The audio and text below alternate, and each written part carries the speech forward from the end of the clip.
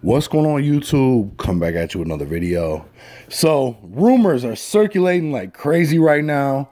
After SHOTTI pled guilty and people see, what he's potentially facing, a lot of people out here apparently think SHOTTI snitched.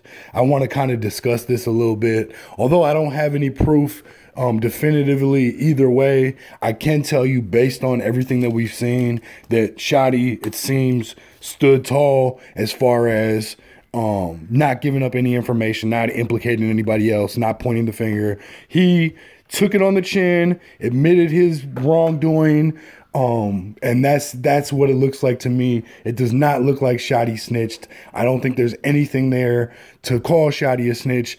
The situation looks a little strange as far as, the fact that they let him go, but apparently SHOTTI's not the man that they were after as far as being at the top.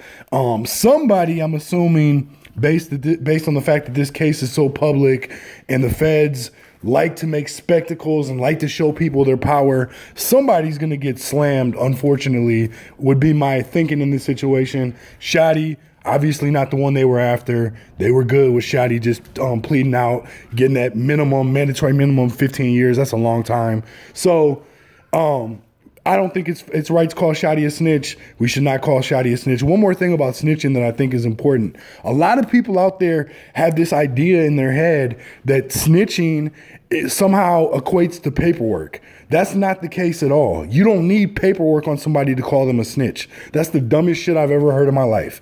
Paperwork is for the people in prison who don't want to be housed with other inmates who are rats. So they do what they have to do to find out what you're in there for and find out whether or not you ever told on somebody.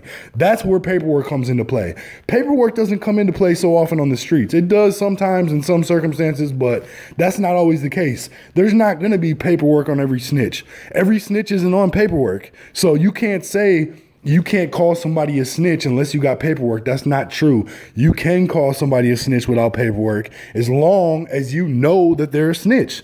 That's all you need. As long as you know 100% that they're a snitch, you don't need paperwork. SHOTTI in this situation does not look like he snitched. I'm curious moving forward what this means for the other co-defendants. The fact that 6IX9INE pled guilty, SHOTTI now pleading guilty is definitely damning for them moving forward, I would assume, if they were to try to fight this. So I guess we'll just have to wait and see. It'll be extremely interesting. The most interesting thing out of this whole situation is going to be when 6IX9INE gets sentenced, what sentence he actually gets.